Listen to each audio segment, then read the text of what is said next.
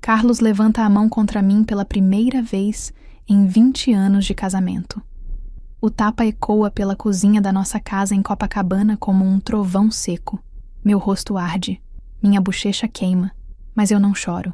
Eu sorrio. Bateu na pessoa errada, Carlos. Ele não sabe que há 6 meses eu venho me preparando para este exato momento. Não sabe que tenho todas as conversas dele com minha sobrinha Júlia gravadas no meu celular. Não sabe que ela já prestou queixa na delegacia da mulher. E definitivamente não sabe que sua própria mãe, Dona Marlene, está chegando para o jantar de domingo justamente agora. A chave gira na fechadura. Passos conhecidos ecoam pelo corredor. Rose, Carlos, estou aqui. Carlos congela, sua mão ainda trêmula no ar. Seus olhos se arregalam quando percebe o que acabou de fazer.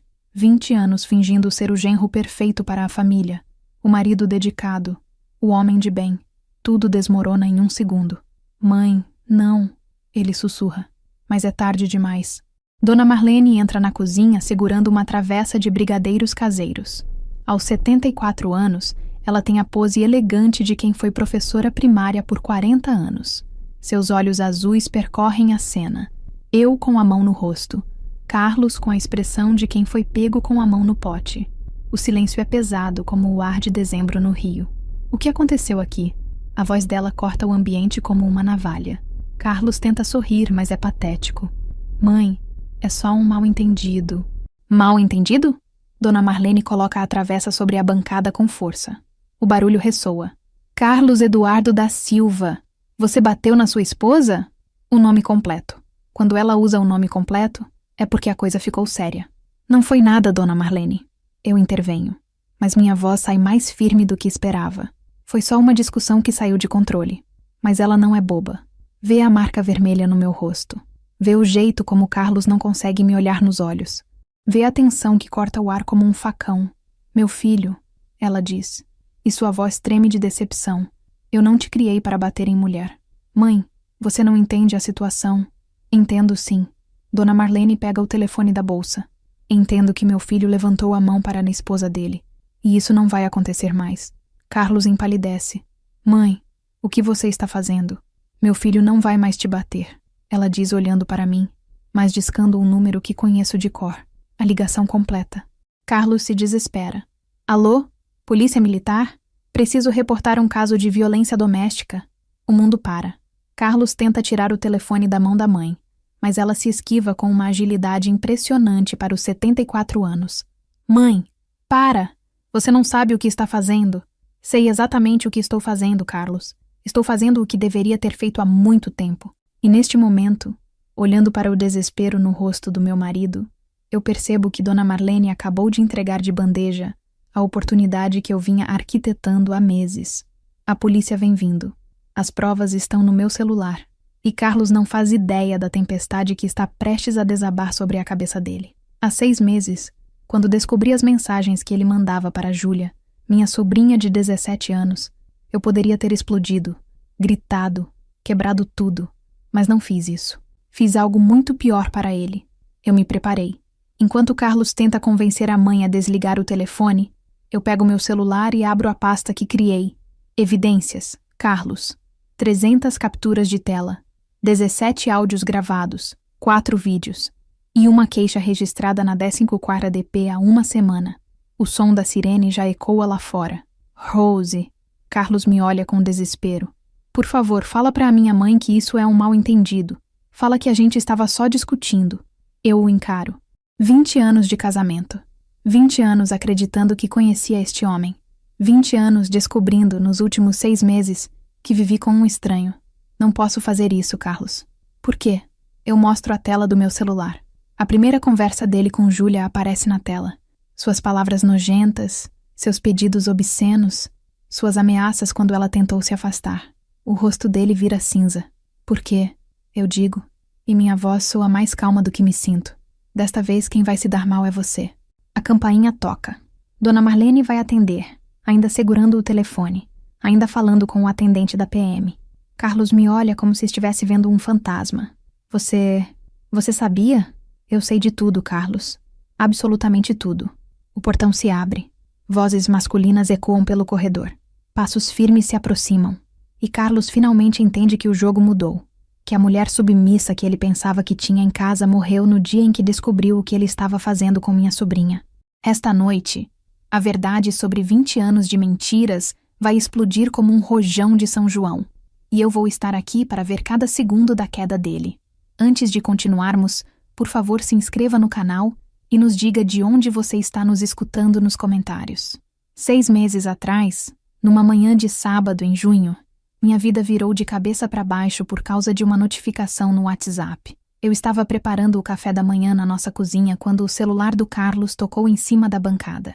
Ele tinha esquecido enquanto tomava banho.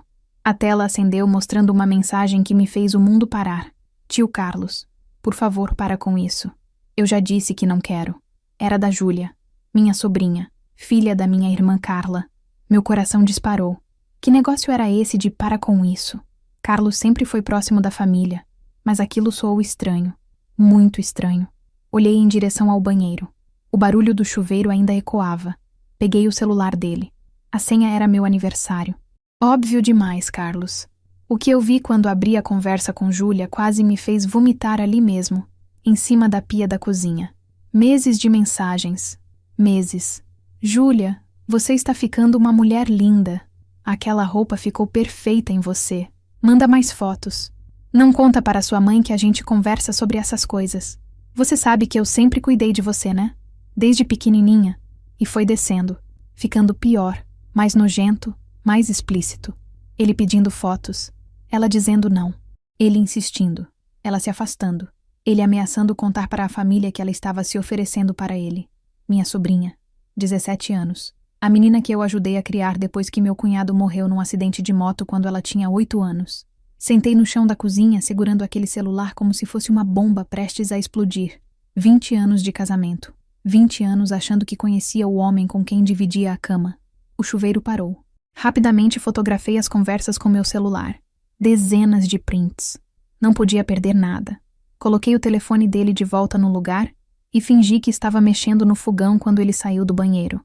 Bom dia, amor, ele disse, me beijando na bochecha como fazia todos os dias há 2 décadas. Eu quase vomitei. Bom dia, consegui responder, mas minha voz saiu estranha. Ele não percebeu. Pegou o celular, viu a mensagem da Júlia e a apagou rapidamente. Depois sorriu para mim como se nada tivesse acontecido. O café está cheiroso. Como ele conseguia? Como conseguia sentar ali, tomar café comigo, falar sobre o tempo, sobre os planos para o fim de semana, sabendo o que estava fazendo com minha sobrinha? Passei o resto daquele sábado fingindo normalidade. Almoçamos juntos. Assistimos televisão. Ele fez piada. Eu ri. Mas por dentro, eu estava morrendo. Quando ele saiu para encontrar os amigos no bar, eu liguei para Júlia. Alô, tia Rose? A voz dela estava diferente. Tímida. Assustada. Júlia, filha, preciso conversar com você. Pessoalmente. Sobre o quê? Você sabe sobre o quê? Silêncio do outro lado da linha. Depois um choro baixinho. Tia, eu juro que não fiz nada para incentivar. Eu sei, amor. Eu sei. Vem aqui em casa. Agora. Júlia chegou em meia hora. Os olhos vermelhos, as mãos tremendo. Minha sobrinha linda, que sempre foi alegre e falante, estava destruída. Sentamos no sofá da sala. Mostrei a ela os prints que tinha tirado. Há quanto tempo isso está acontecendo, filha? Uns 4 meses. Ela sussurrou. Começou depois do meu aniversário de 17 anos. Ele disse que eu estava ficando bonita, que merecia presentes especiais. Meu estômago revirou. E você contou para sua mãe? Como eu ia contar, tia? Ele disse que se eu falasse alguma coisa, ele ia dizer que eu que estava dando em cima dele.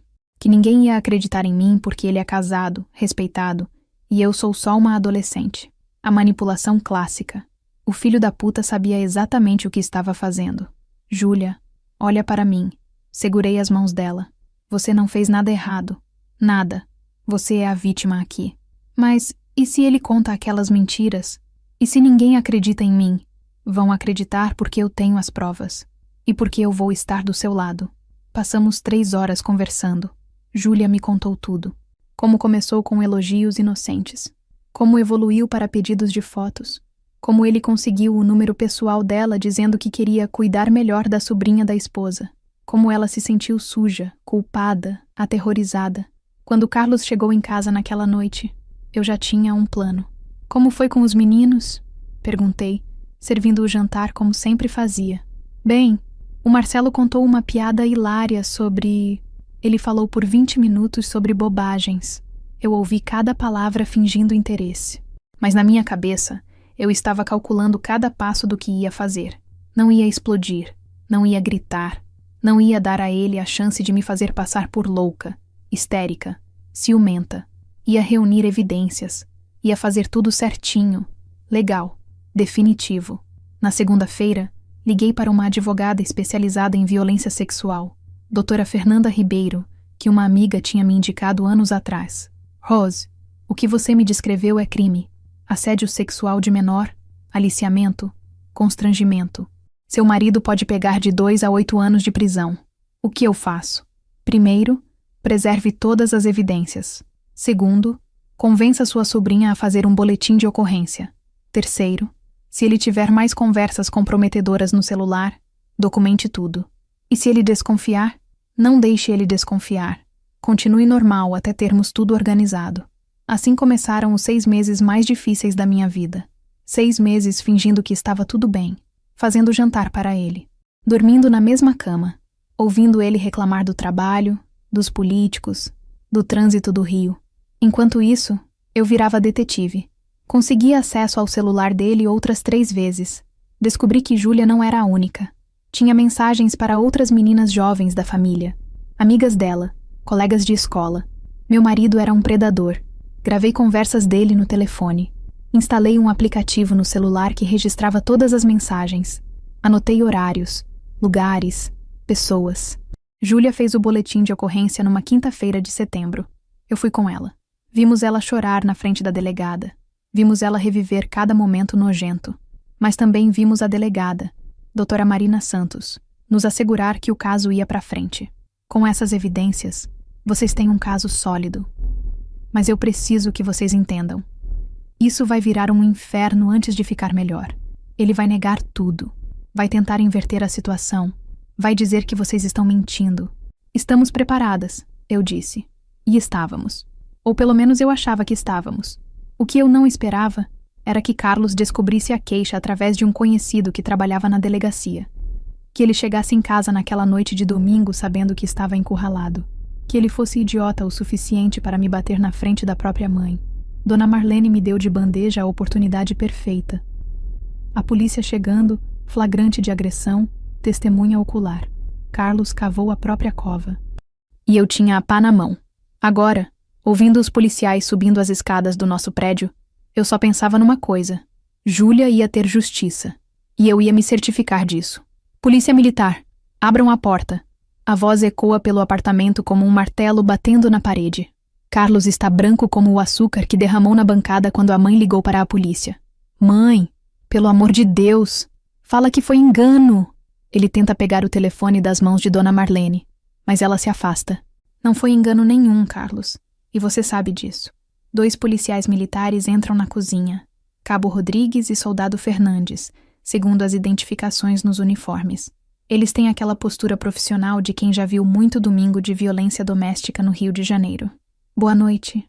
Recebemos uma chamada sobre agressão doméstica neste endereço. Dona Marlene se adianta. Fui eu quem ligou. Meu filho bateu na esposa dele. Carlos tenta sorrir, mas o resultado é patético. Cabo, isso é um mal-entendido entre família. Minha mãe se confundiu. Senhora, Cabo Rodrigues se dirige a mim. A senhora pode confirmar se houve agressão física? Este é o momento. 6 meses de preparação levaram a esta pergunta. Olho para Carlos. Ele me implora com os olhos. Faz cara de cachorro perdido. Tenta me lembrar dos bons momentos que tivemos. Mas eu lembro das mensagens para Júlia, das outras meninas, dos meses que passei dormindo ao lado de um monstro. Sim, eu digo, e minha voz sai firme. Ele me deu um tapa no rosto. Carlos fecha os olhos como se tivesse levado um soco. A senhora precisa de atendimento médico? Pergunta o soldado Fernandes. Não, foi só um tapa, mas tenho outras coisas para reportar. Pego meu celular, abro a pasta Evidências Carlos. Cabo, eu gostaria de fazer uma denúncia adicional. Meu marido vem assediando sexualmente minha sobrinha de 17 anos há meses. Tenho todas as conversas gravadas. O mundo para. Carlos abre os olhos desesperado. Rose, o que você está fazendo? Estou fazendo justiça. Mostro o celular para o Cabo Rodrigues. Ele lê as primeiras mensagens e sua expressão muda completamente. Senhor Carlos, o senhor vai ter que nos acompanhar. Isso é ridículo. Ela está inventando isso porque está com ciúmes da minha sobrinha. Ciúmes? Dona Marlene o olha com uma mistura de horror e decepção. Carlos, que história é essa? Mãe, ela está mentindo. Mas eu já estou mostrando mais evidências. Áudios gravados, prints organizados por data, o boletim de ocorrência que Júlia fez na semana passada. Cabo Rodrigues chama reforços pelo rádio. A situação escalou de violência doméstica para crime sexual. Senhor Carlos, o senhor tem direito a permanecer calado. Qualquer coisa que disser pode ser usada contra o senhor. É quando Carlos finalmente entende que o jogo acabou. Que não tem mais volta.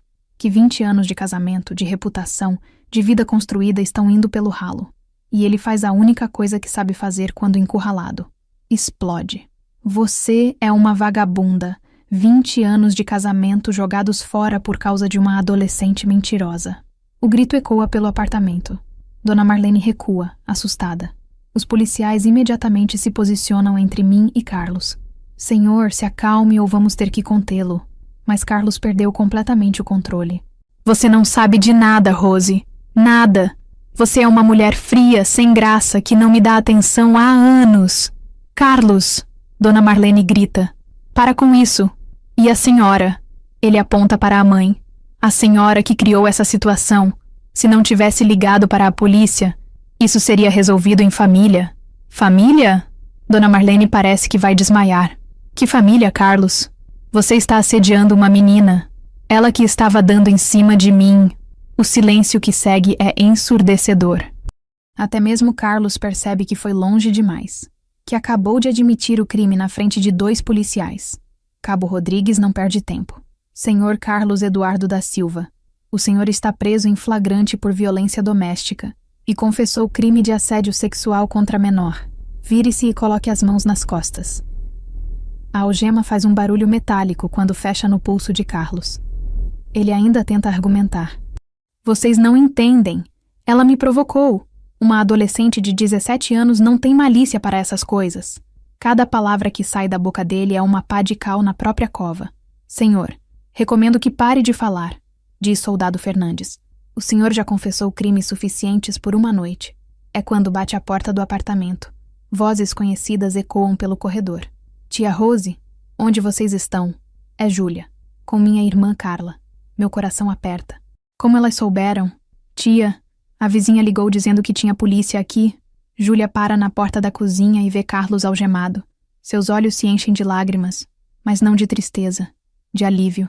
Finalmente, ela sussurra. Carla olha a cena sem entender nada. Rose, o que está acontecendo aqui?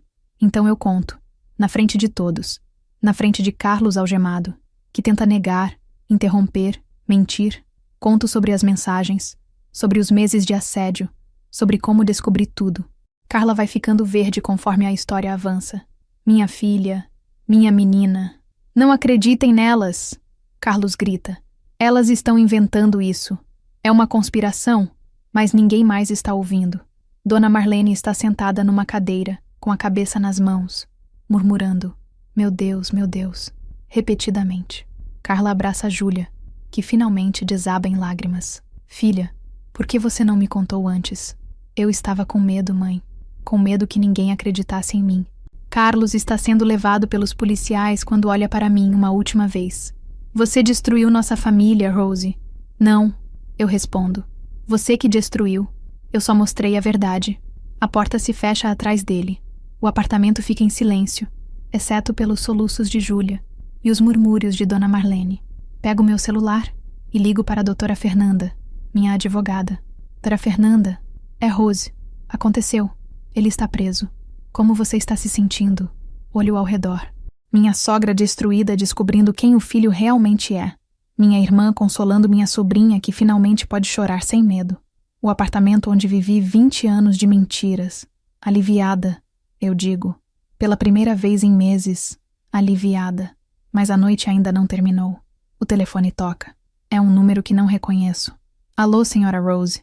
Aqui é da Delegacia Especializada de Atendimento à Mulher. Soube que houve prisão em flagrante do seu marido hoje. A senhora pode vir aqui amanhã cedo para formalizar as denúncias? Temos algumas perguntas sobre o caso. Claro. Que horas? Às 8 da manhã. E senhora, parabéns pela coragem. Coragem. Engraçado. Por 6 meses eu não me senti corajosa. Me senti calculista, estratégica, determinada. Mas talvez coragem seja exatamente isso.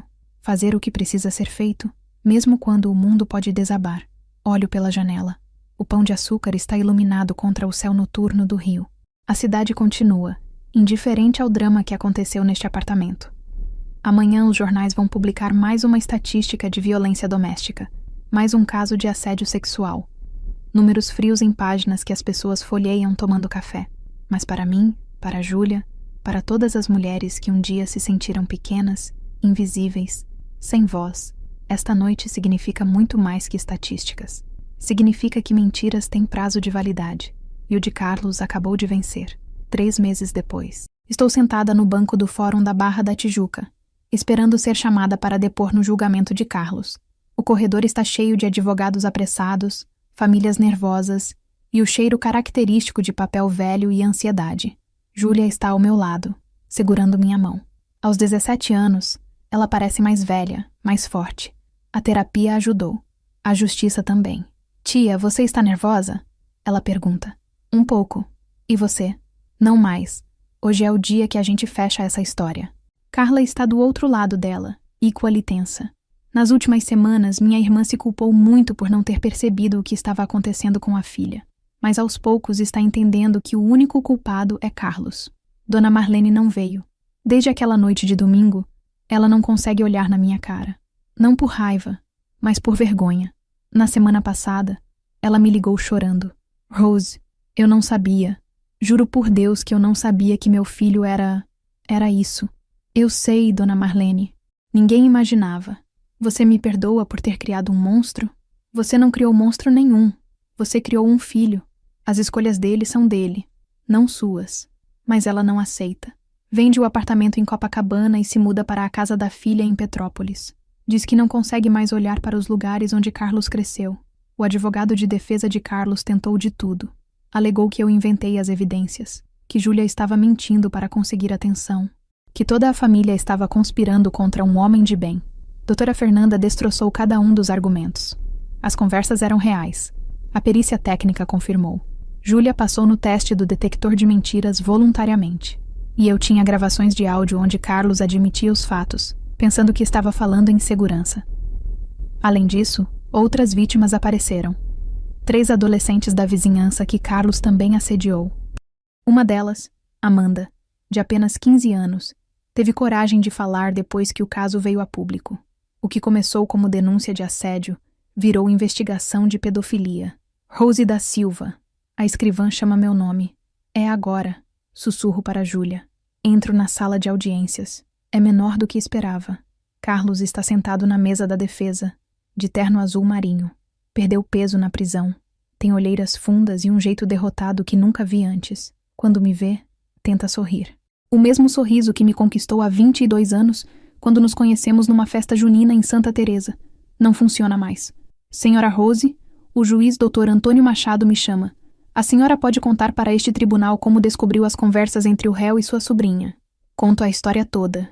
Desde a manhã de sábado, quando vi a mensagem no celular dele, até a noite, quando tudo explodiu. Falo das evidências que coletei, dos meses fingindo normalidade, da decisão de fazer tudo de forma legal. Em algum momento a senhora tentou conversar com o réu sobre o assunto? Não, excelência. Eu tinha medo que ele apagasse as evidências e continuasse ameaçando minha sobrinha. O advogado de Carlos se levanta. Dr. Henrique Sampaio. Um homem de 50 anos com cara de quem cobra caro para defender bandido de colarinho branco. Senhora Rose, a senhora não acha que essa sua estratégia foi um pouco elaborada demais? 6 meses coletando evidências, gravando conversas, manipulando a situação para conseguir um flagrante? Estratégia? Eu o encaro. Doutor, meu marido estava abusando de uma menina de 17 anos. Se eu precisasse passar 6 anos coletando evidências para protegê-la, eu faria. Mas a senhora não cogitou que podia estar sendo enganada pela própria sobrinha? É quando perco a paciência. Enganada? Doutor, eu vi as mensagens. Ouvi as gravações. Vi minha sobrinha chorar por meses. Vi outras meninas contarem histórias parecidas. Em que mundo o senhor vive? Sem alteração, senhora. O juiz me repreende gentilmente. Mas doutor Sampaio não para.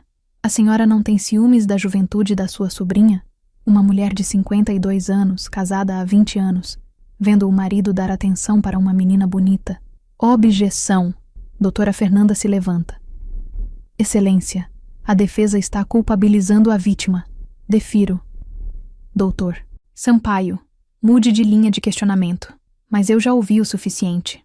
Posso responder, excelência? O juiz acena. Doutor, se o senhor acha que uma mulher inventa pedofilia por ciúmes, o senhor claramente não entende nem mulheres nem pedofilia. Eu descobri que meu marido é um predador sexual. Minha reação foi proteger as vítimas dele. Se isso é estranho para o senhor, talvez o senhor devesse revisar seus conceitos. Um murmúrio baixo percorre a sala. Carlos não consegue me olhar nos olhos. Após 2 horas de depoimento, é a vez de Júlia. Minha sobrinha entra na sala com a cabeça erguida. Está usando um blazer azul escuro que compramos especialmente para hoje. Parece uma advogada jovem, não uma adolescente traumatizada.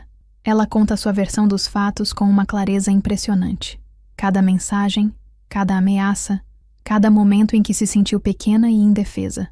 Quando o Dr. Sampaio tenta questioná-la, Júlia não se abala.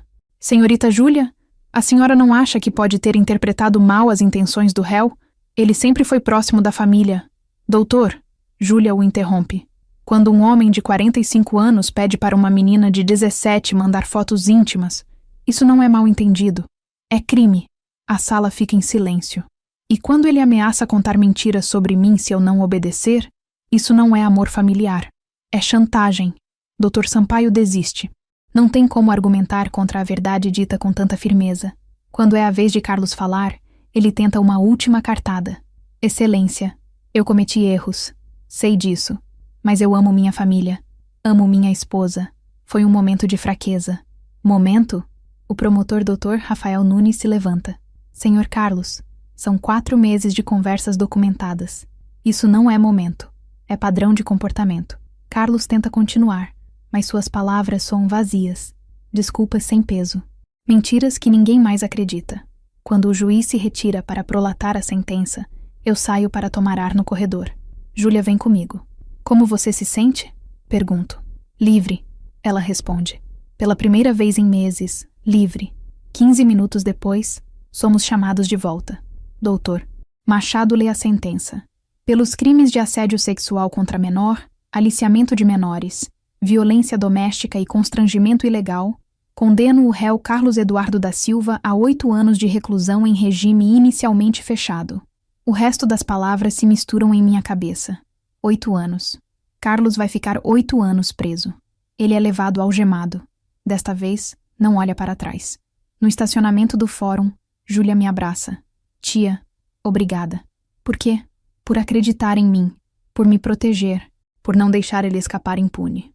Olho para minha sobrinha, 17 anos, mas com uma força que muitas mulheres adultas não têm. Ela vai ficar bem.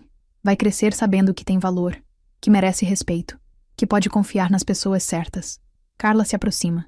Rose, e agora? O que você vai fazer? É uma boa pergunta. Tenho 52 anos. 20 anos de casamento viraram pó. O apartamento está à venda. A vida que conhecia não existe mais. Mas pela primeira vez em décadas, sinto que posso respirar fundo.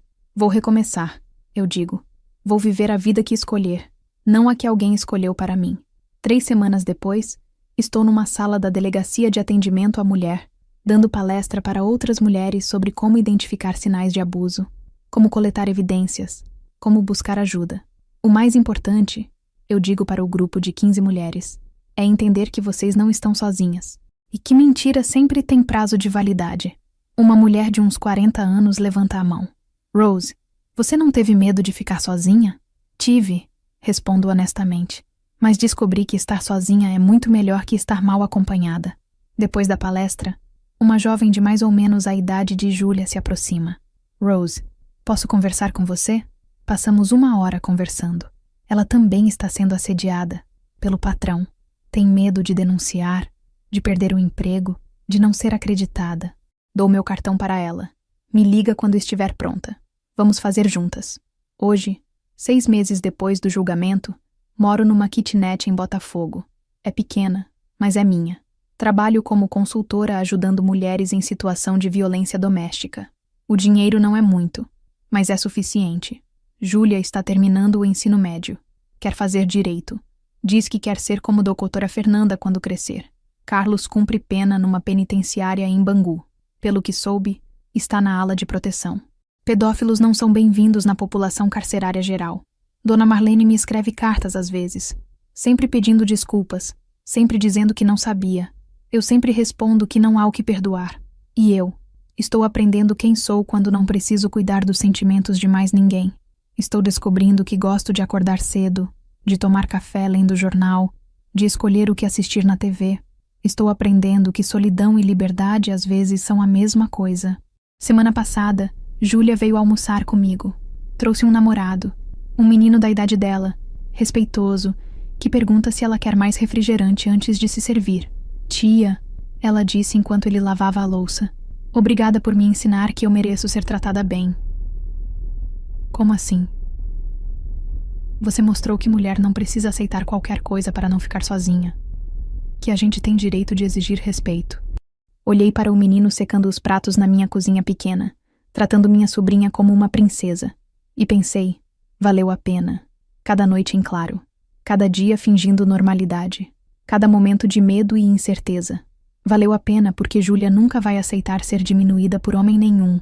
Valeu a pena porque outras mulheres estão aprendendo que podem lutar. Valeu a pena porque a verdade sempre vence. Demora, machuca, custa caro, mas sempre vence. E você? Já passou por algo parecido? Já teve que escolher entre a mentira confortável e a verdade dolorosa? Conta para a gente nos comentários. E se conhece alguém que precisa ouvir esta história, compartilha o vídeo. Às vezes, uma história de coragem é tudo que uma pessoa precisa para dar o primeiro passo. Obrigada por assistir até aqui. Inscrevam-se no canal para mais histórias reais de superação. Até a próxima.